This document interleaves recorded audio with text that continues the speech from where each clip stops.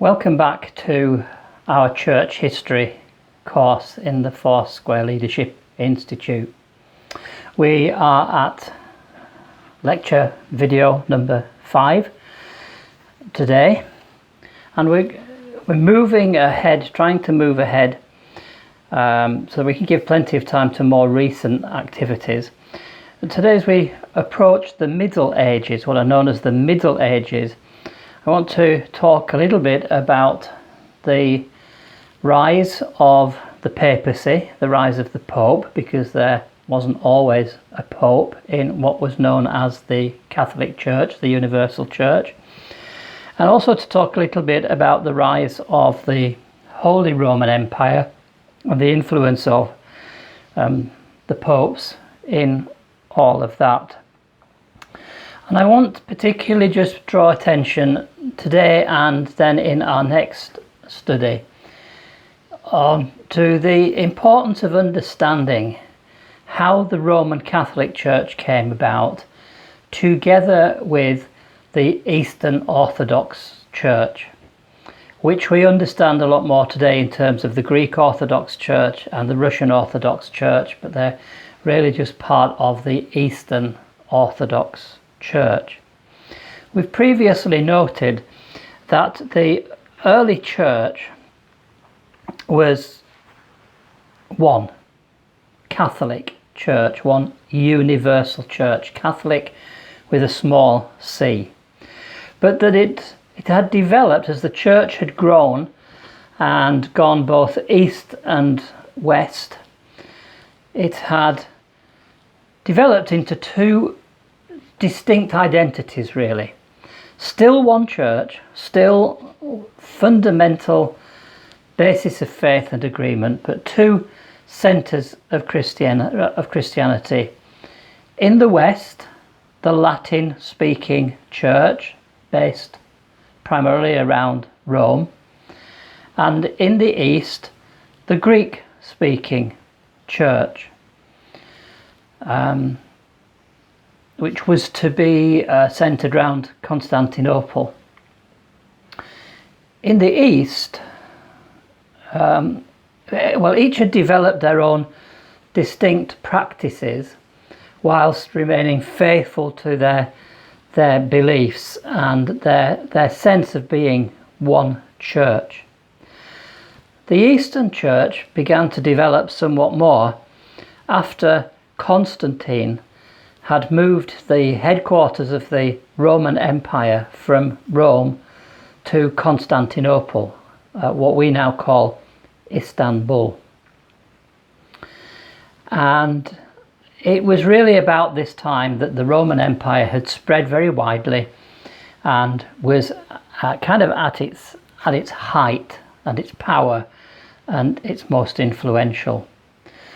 But the Roman Empire began to go into decline and influence from around about the 4th to the 6th centuries AD. And that is important for what begins to happen next. I said in the previous video, there's a lot of history and a lot of geography involved in this period of time, and I don't want to spend a lot of time looking at those kind of things. So the Roman Empire has gone into decline and influence from the 4th to the 6th centuries AD.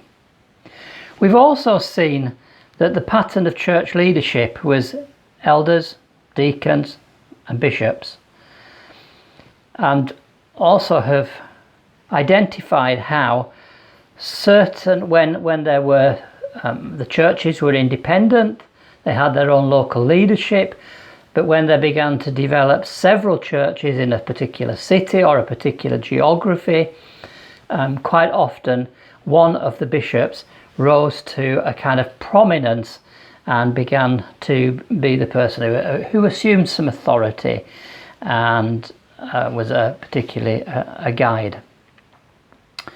And that happened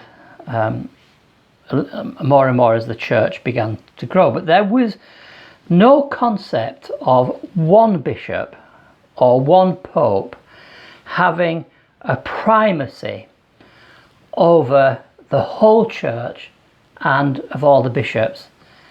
That was not a concept that was around in the time of the early church.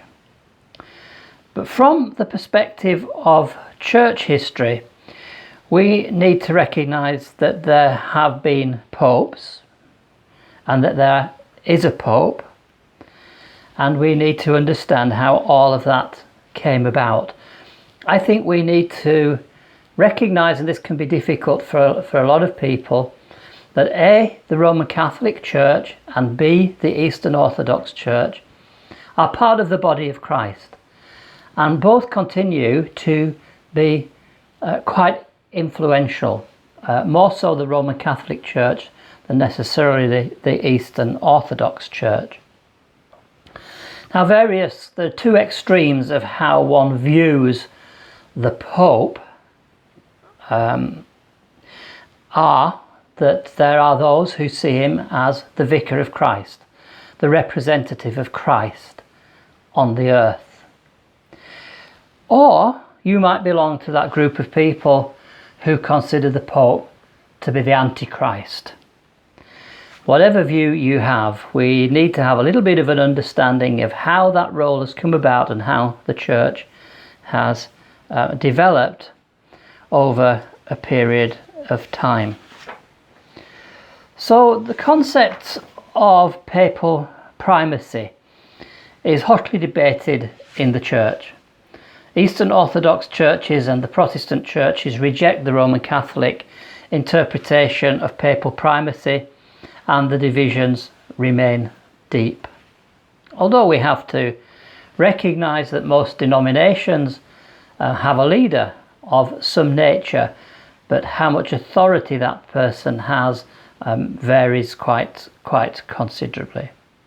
So some have referred to the Pope as the Vicar of Christ and others the Antichrist, but the reality for church historians is that there have been popes, and we need to understand who they were and what they did.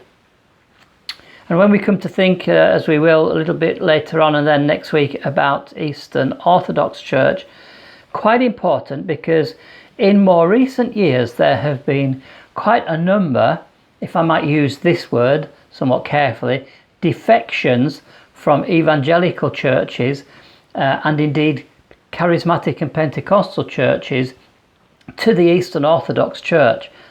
Not so much to the Catholic Church, but to the Eastern Orthodox Church, which is often seen to be much more solid.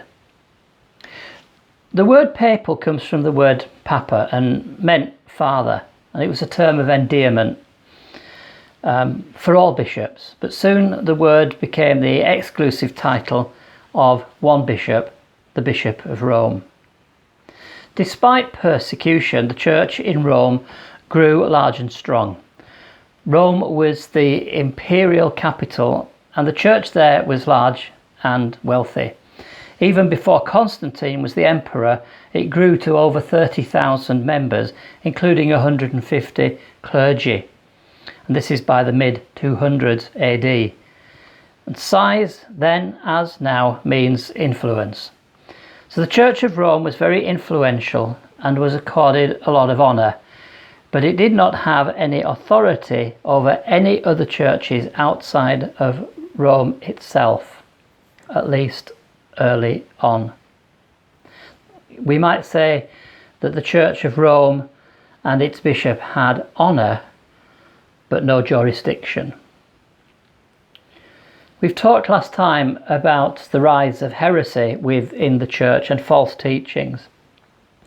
And if we remember that the trouble that churches had with heretics, especially Gnosticism, and the early church leaders saw the need to keep the leadership tight and more in control to help fight the heretics.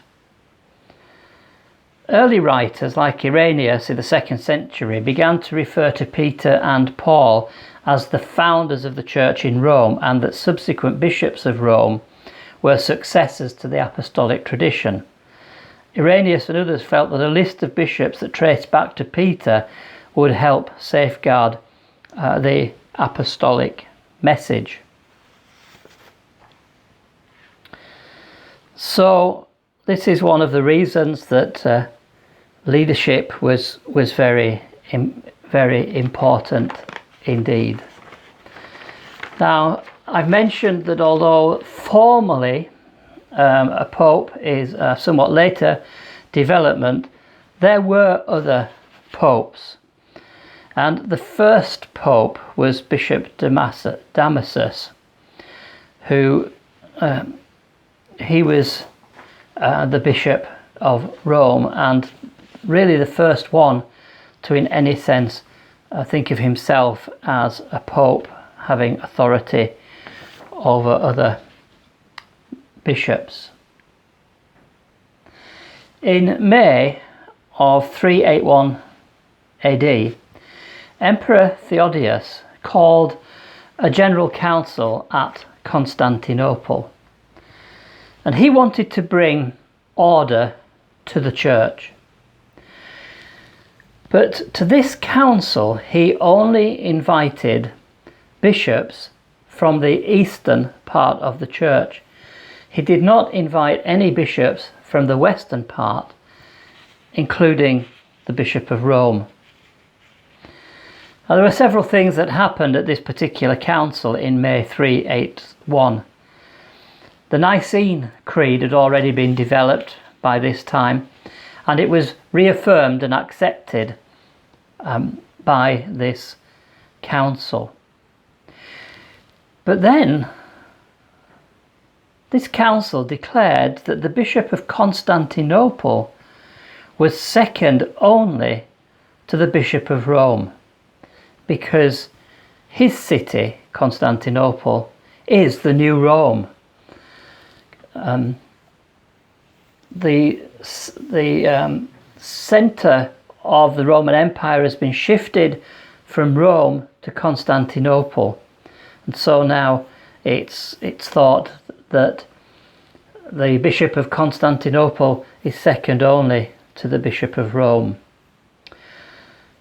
But the following year, 382 AD, there was another council held in Rome, and Rome declared that their church would be the first among churches because of Jesus' words to Peter, that you are Peter, and on this rock I will build my church. So we've seen and touched very briefly previously that this is the doctrine that Jesus was building the church on Peter himself rather on Peter's confession of faith in Jesus Christ. And so now Rome begins to exert a little bit more pressure and says that it is the first amongst the churches. Now, the two parts of the church, the Greek church and the Eastern church, begin somewhat to grow apart and in different ways. In 451 there was another church council held,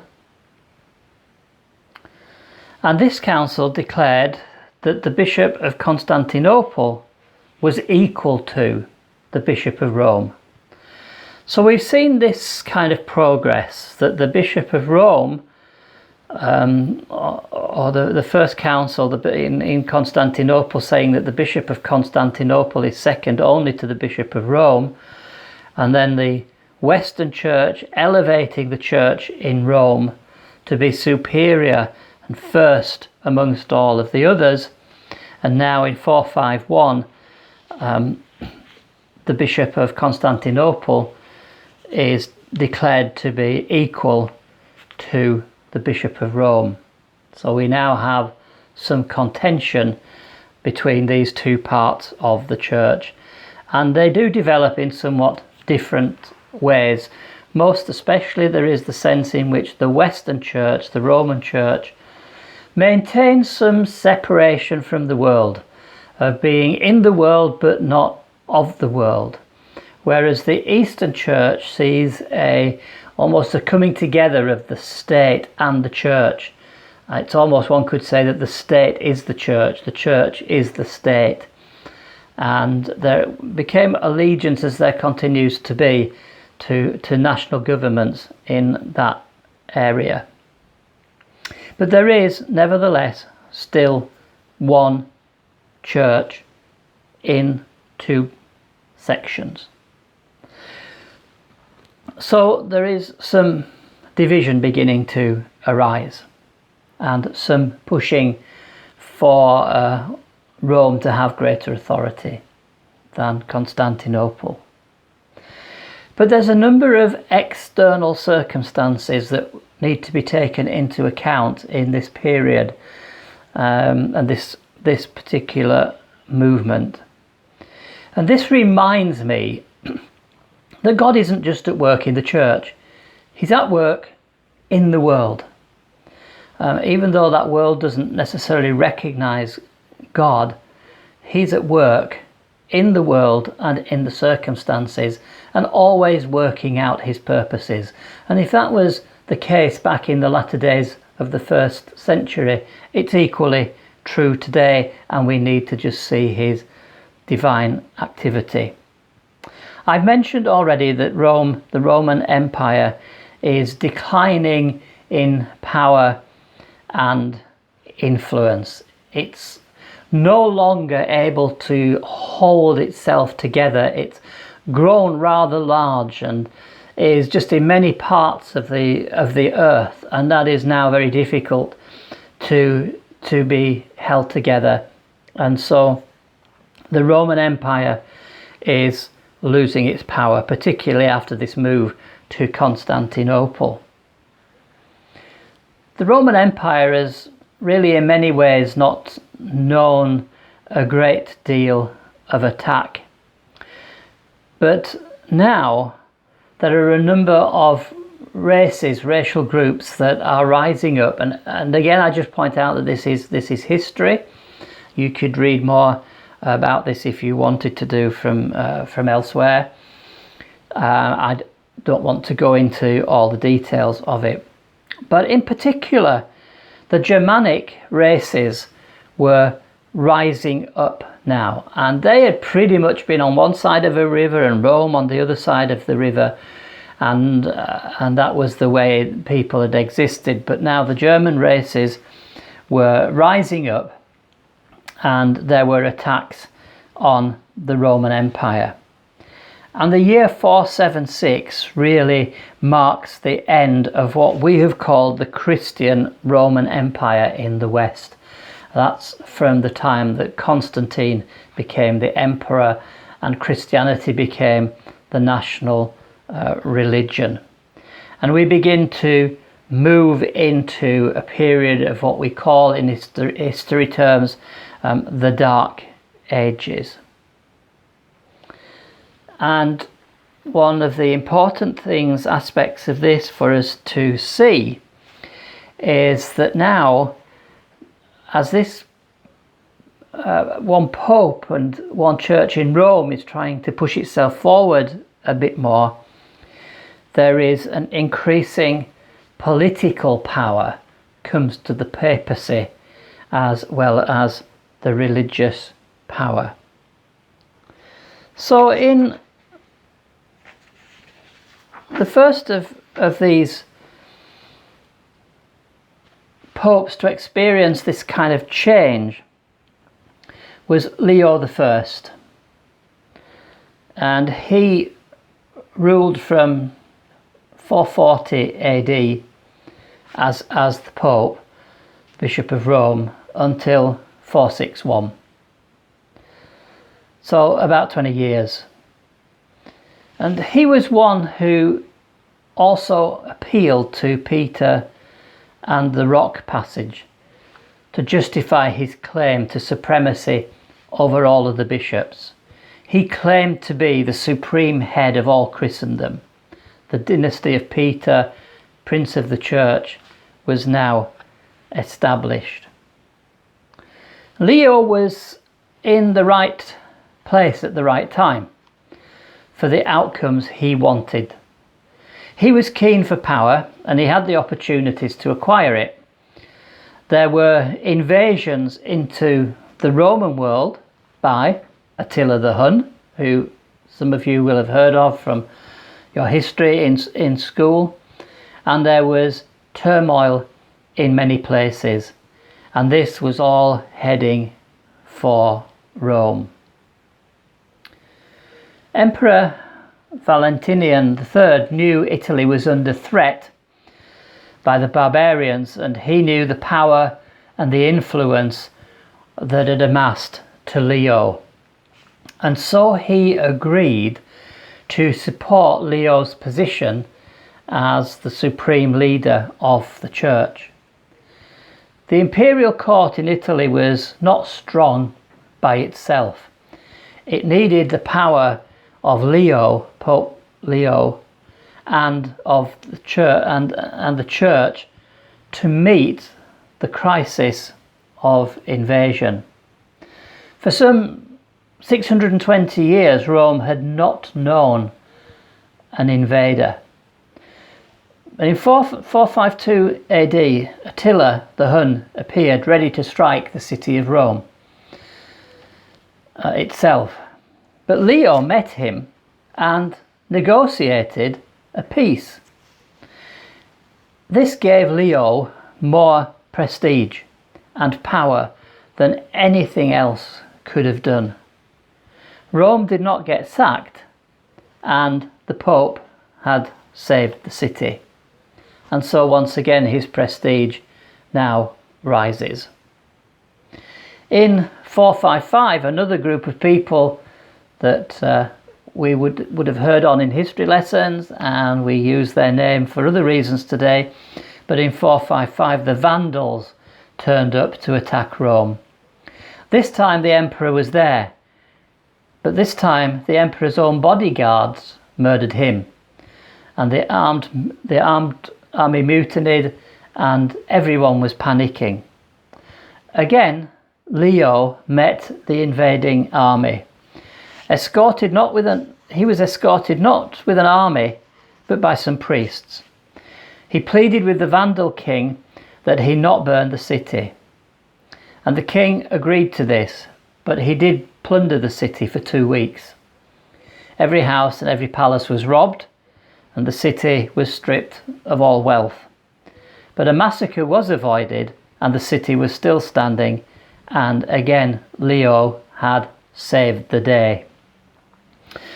Leo then assumed the title Pontifex Maximus, the high priest of religion throughout the empire, or what was left of it. It has been Leo who had succeeded where the emperor had failed. He was the ultimate power now. One scholar has said Peter had come to power. Interestingly, the barbarians had conquered Rome, but the Christian faith would conquer the conquerors. The Germanic people did embrace Christianity because it seemed more powerful than their gods. The year 476, as I have mentioned, marks the end of the Christian Roman Empire. The long line of emperors that had started with Augustus back in 27 BC come to an end, and the conquering German leaders and their descendants ruled from then on. But the Pope in Rome and the Church, which was separate from the state in the Western Empire, was also a powerful force. We come then to another Pope, and not necessarily a bad Pope. We tend to think of the popes, I think, as being bad. But Gregory the Great becomes Pope from 590 to 604. In 590, towards the end of a horrible plague that was killing many in Rome, including the Pope at the time, Pelagius II, a new Pope was finally elected, a monk named Gregory. He spent 14 years as Pope and is remembered as Gregory the Great. He was great in the way he cared for the poor and was genuinely concerned for people's spiritual health. He even wrote a book called Pastoral Rule. In it, he highlighted some things that our own modern Protestant leaders need to remember sometimes. Quote, "He who, by necessity of his position, is required to speak the highest things, is compelled by some necessity to exemplify the highest." Actually, when I was reading afresh about Gregory the Great, he reminded me very much of the current Pope, Pope Francis. Again, Pope Francis is a Jesuit, a monk, and he's very much turned things upside down in the Vatican. Gregory the Great got into a debate about titles with the Patriarch of Constantinople, who liked to be called the Universal Bishop. But Gregory insisted on calling himself the servant of the servants of God. Someone tried to call him the Universal Pope once, and he bit back at them and declared, "I have said that neither to me nor to anyone else ought you to write anything of the kind. Away with words that inflate pride and wound charity." At the same time, he did claim and exercise supreme authority over the whole Church of Christ. He was horrified and frightened of becoming proud, and he wrote about that a lot. He saw it as the root of all vices. Gregory had been a monk and continued to live like one, even as the Pope, again much as Francis does. He lived simply and he maintained disciplines in his own life, and he was described as monastic, ascetic, superstitious, hierarchical, haughty and ambitious, yet humble before God. Gregory sought to Christianize Britain during his period as the Pope, and he sent missionaries. He sent Augustine to England and saw great fruit as the Christian faith got strongly planted in that land. He enjoyed reading the early church fathers and thinking about theology, though he was no great mind. His teachings did become part and parcel of the Middle Ages Catholic teaching, and I'll just mention some of these here. Adam's sin means that all have a weakened but not destroyed freedom of will. Once moved by grace, we respond in our free will and do good works that win us merit. Baptism freely grants forgiveness for all past sin. Sins committed after baptism need to be atoned for by penance, a form of punishment inflicted on oneself rather than get God's punishment. Penance does involve sincere repentance as well as confession and good works. Penance and atonement of sin, the good deeds that accompany penance, must involve sacrifice and suffering. Whether or not we have done enough to atone for the sins is unsure until after death. He also introduced prayers to the saints. The saints can be turned to in prayer and asked help of. Relics from past saints had power to assist you, and there was the introduction of purgatory. This would be the final place to atone for sins. And he also introduced the teaching that the Eucharist, communion, literally nourishes and strengthens our spiritual life. The elements are literally the body and blood of Jesus. By participating in the elements, we shorten our time in purgatory. There were a number of other things that were introduced at that particular time. I want to introduce here as well the topic of the Holy Roman Empire. So not the Christian Roman Empire or just the Roman Empire, but the Holy Roman Empire. And this is a complex study in many ways, and rightly or wrongly, to try and make this more simple for you guys, I've turned to Wikipedia to get a little bit of information, some simple information on the Holy Roman Empire. It's important to note that in fact it didn't get that name until the 13th century, but the concept of this empire was already existing. The Holy Roman Empire was a multi-ethnic complex of territories in Western and Central Europe that developed during the early Middle Ages and continued until its dissolution in 1806 during the Napoleonic Wars. The largest territory of the empire after 962 was the Kingdom of Germany, though it also came to include the neighbouring kingdoms of Bohemia, the Kingdom of Burgundy, the Kingdom of Italy, and numerous other territories.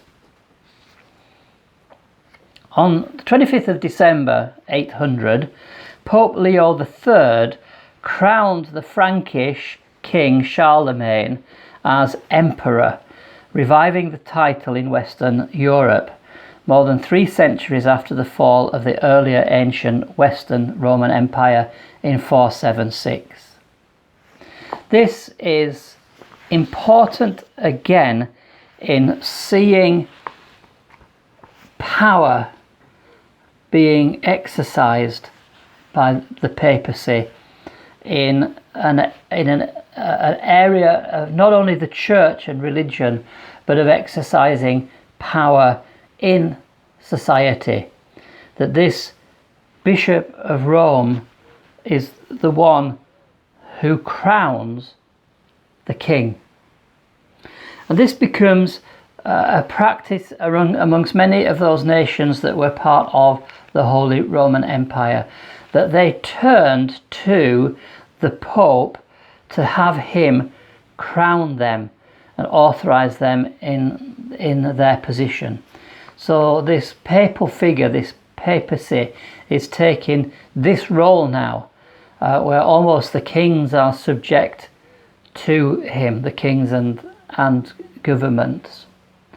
And of course, if I may just trace some more recent history in our own country here, and the troubles in Northern Ireland and indeed wider Republic of Ireland previously, many people today don't understand some of the history of the late Reverend Dr. Ian Paisley and his sort of anti-papal position. But this stems back to this kind of thing, where the Pope held this authority over national leaders, and to bring that into that situation that has been around in our own nation previously. What Ian Paisley and some of the other MPs did not want was that their nation should be subjected to the Roman Catholic Church and submitted to the Roman Catholic Church.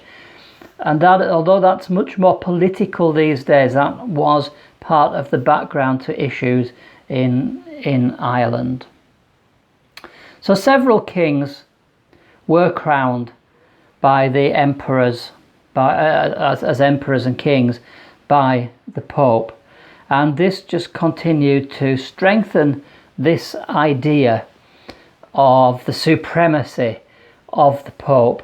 And so now the Catholic Church, the Roman Catholic Church, is beginning to develop, and developing only in the West, but developing to this point where it is taking an overall leadership over many of the national states.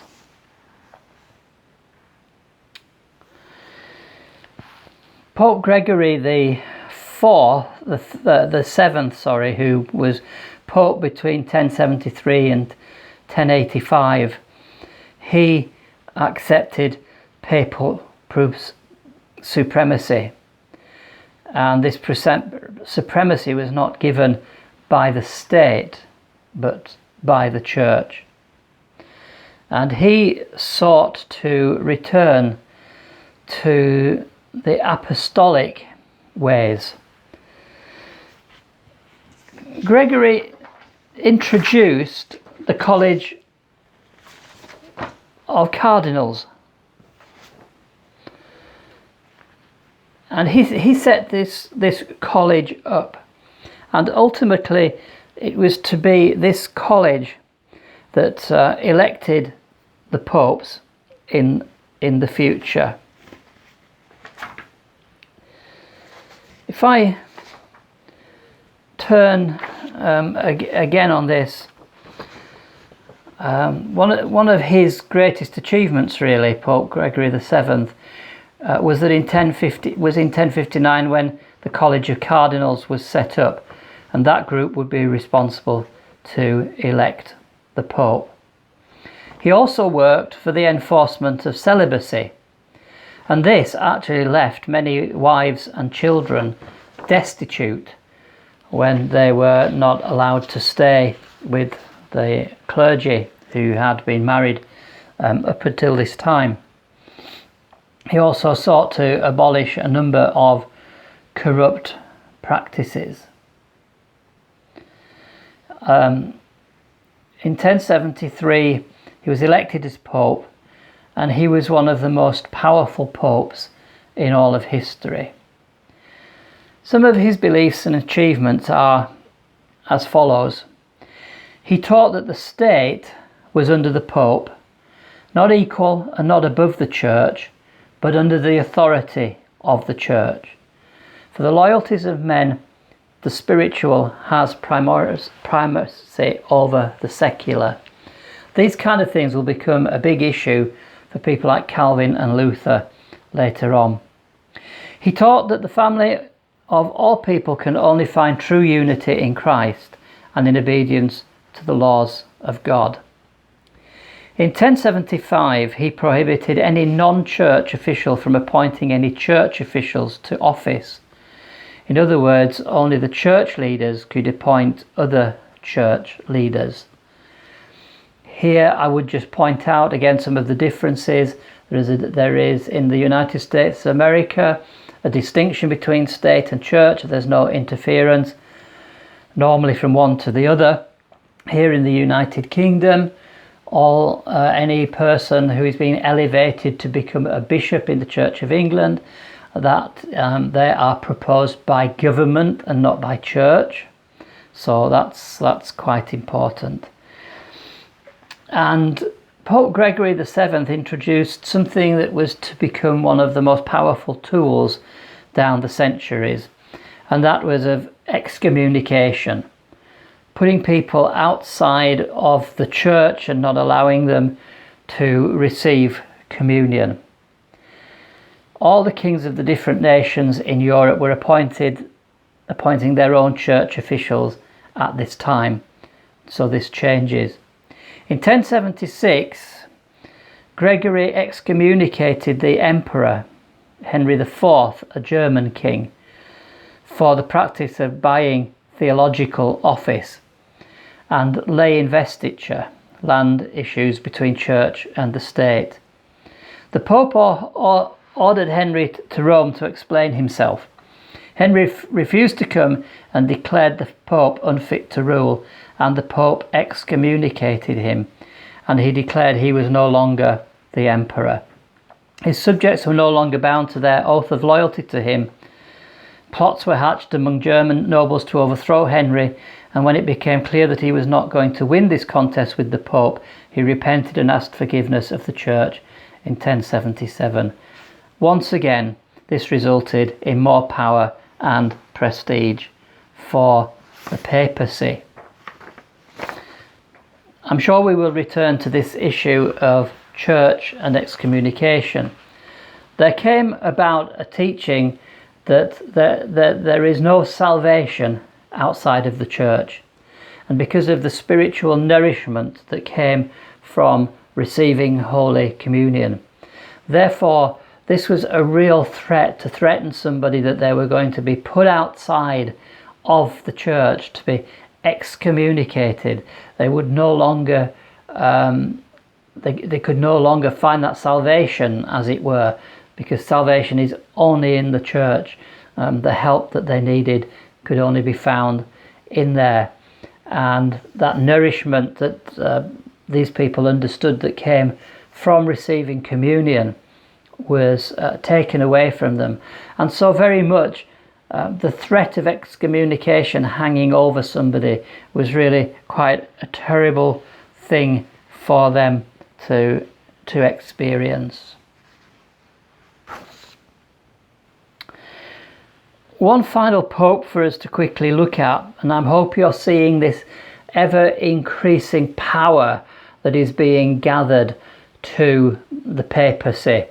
First of all, the Church of Rome, or the Church of Constantinople, was second only to Rome, and then the Bishop of Rome becoming more superior. Now the beginnings of a fight between the leaders of the Eastern Orthodox Church, the Western churches, etc. And now this involvement in world affairs, politics and world affairs, begins to just give more power to the Pope. Innocent III trained as a lawyer for the church, a canon lawyer, an expert in church government. He had an exalted view of the papacy, the successor of Peter.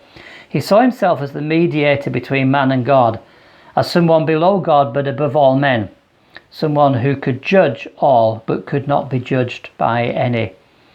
He saw the secular government rulers as totally answerable to the Pope and the Church. The sun gives the moon its light, and the Pope gives rulers their power. These are some interesting thoughts, actually, that we will maybe look at in some of our assignments of where state and church sit and whether the church should have any power over society formally, etc. Spiritual penalties were given to those who disagreed with Pope Innocent III. As I've mentioned, excommunication, withholding the sacraments. Whole lands could be placed under an interdict, suspending all public worship and the sacraments from whole lands of disobedient rulers.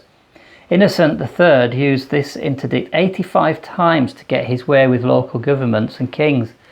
One famous example being against King John in England, who tried to appoint his preferred man to the position of Archbishop of Canterbury. He lost and acknowledged papal authority over himself.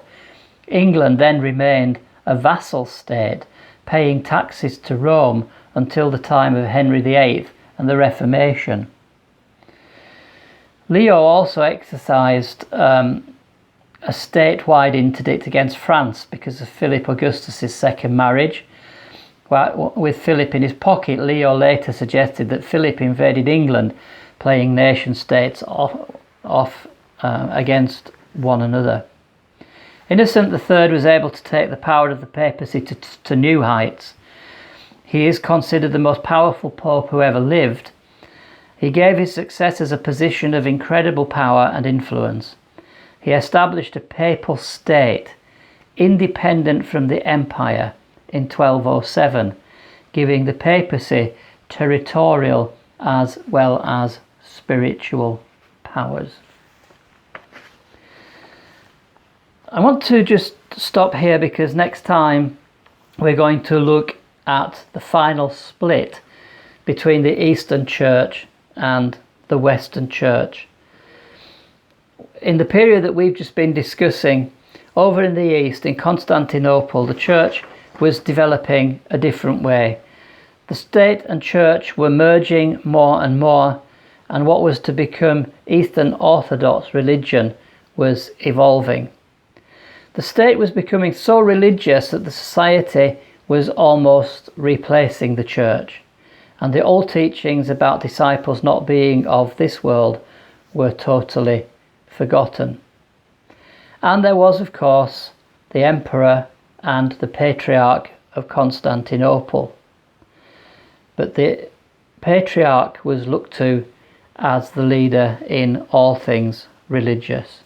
So there was some element still there of the Emperor looking after the political and the Patriarch looking after the religious. This again will raise issues for us in our thinking about the relationship between church and state. And should it be that these two, as was mentioned there, that the two have come together to that point where the society was so religious that it had almost replaced the church. Well, we'll look more at that next time.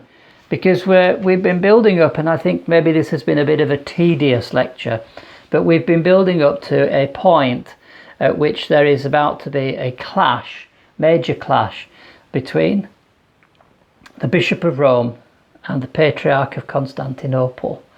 And this is going to affect the relationship between Rome and the Eastern Orthodox Church for over 1,000 years, right up until the most recent times. So my apologies that this has been a rather tedious, I think, study, but hopefully it will have helped you to see how the supremacy of the papacy came about and some of the issues that were raised through it.